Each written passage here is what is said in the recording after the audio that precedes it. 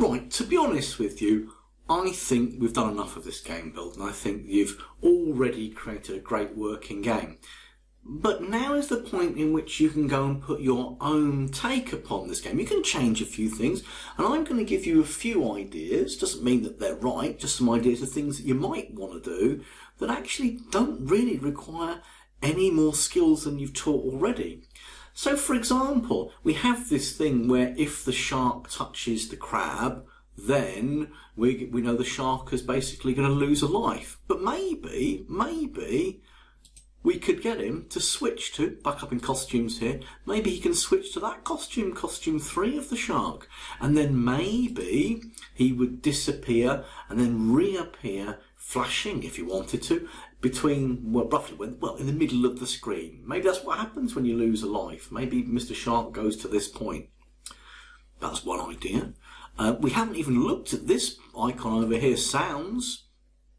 I'm not even going to teach you those. They're easy enough to work out. In fact, if you used Scratch in primary school, you probably used them then.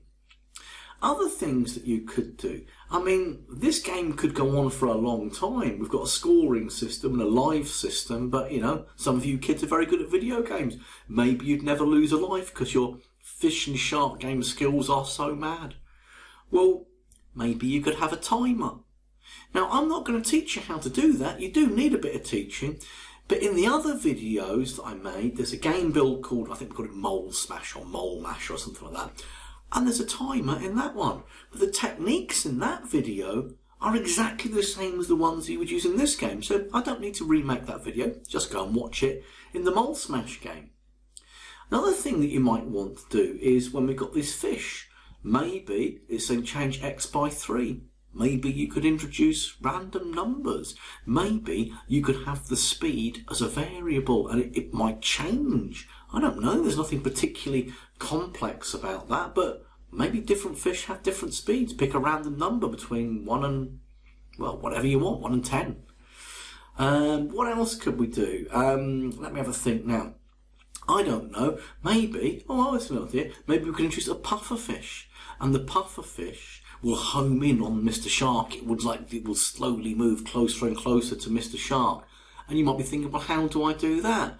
Well, actually, in motion, we had this pointing direction, but we've got point towards, and you can see that actually it can point towards any object in the game. So you could put a puffer fish or something in there, and maybe the puffer fish can point towards Shark 2, as it's called there, Shark 2, and maybe he'll just, instead of doing changing X and Y, you can use this move so many steps, and it might do that forever. Or maybe it might do it, it's got its own little timer and the pufferfish only comes in for 15 seconds and he slowly heads towards Mr. Shark, and then after 15 seconds he might flash and disappear.